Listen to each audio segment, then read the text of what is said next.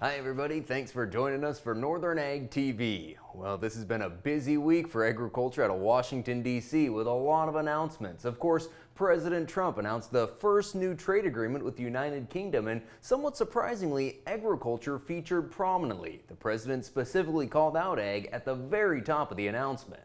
The deal includes billions of dollars of increased market access for American exports, especially in agriculture, dramatically increasing access for American beef, ethanol, and virtually all of the products produced by our great farmers. The White House says the deal creates a $5 billion opportunity for U.S. agriculture. National Cattlemen's Beef Association Vice President of Government Affairs Ethan Lane said they've been working on improving access for U.S. beef to the United Kingdom for a long time now.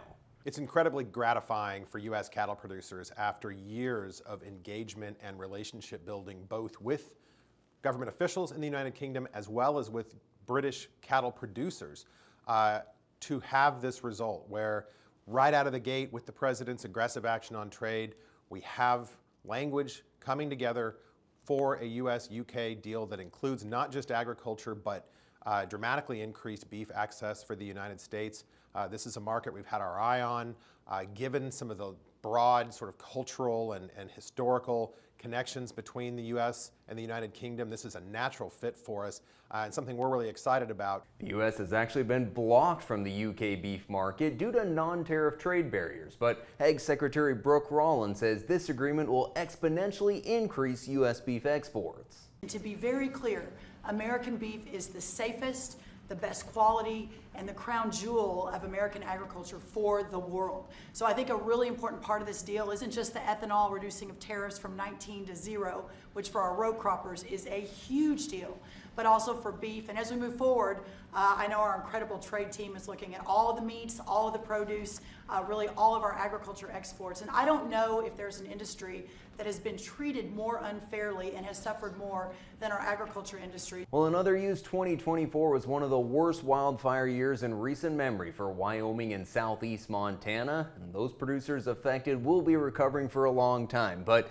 aid from USDA could very soon be getting to those producers. Now, back in December, Congress allocated over $20 billion in disaster assistance, and this week, Secretary Rollins announced plans to expedite delivery of that assistance. She said that producers receiving livestock relief for drought and wildfire can expect to receive payments as soon as the end of the month. The final rule is expected to be announced next Friday for livestock aid, and supplemental disaster aid for crops is expected to have more details coming in early June, with sign-up targeted for July 7th. Well, before we take a break, I want to give a shout out and a big congratulations to past Montana FFA State Sentinel Ryan Ball of Park City, who was selected as the National Officer Candidate for Montana. He'll be competing there this fall in Indianapolis at the 98th National FFA Convention. We'll be right back. From the beginning, we've worked closely with farmers. BNSF's ties to the agricultural community go back 175 years. Together, we've innovated to make the U.S. agriculture supply chain one of the most efficient and productive in the world. Our strong relationship powers BNSF still today and helps us move the nation like no one else can. At BNSF, we move the nation for you. Talking with someone that you know is stressed out, those are difficult things to approach, but if you're good friends with those people, reach out and say, I'm here to talk to you, we can find somewhere to get some assistance. It's hard to get involved, but at the same time, you want to just say, hey, there is help available. For more tips in dealing with stress in agriculture or for free counseling for egg producers, visit beyondtheweather.com.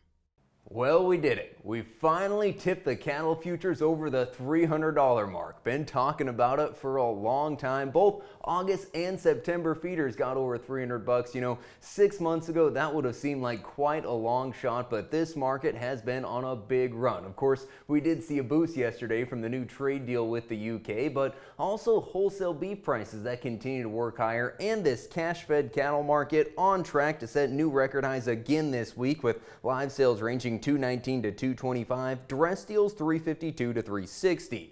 And on our local markets, cow-calf pairs met very good demand at Pays and Billings. Heifer pairs selling $3,900 to $4,500. 3- and 4-year-old pairs $3,500 to $3,800, and the older pairs $2,800 up to $3,275.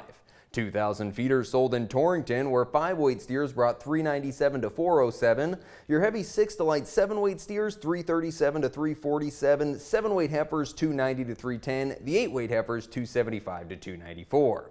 And neither the trade deal with the UK nor the beginning of trade discussions with China were enough to help the grain market. Corn as low as it's been since December, and a contract low for hard red winter wheat.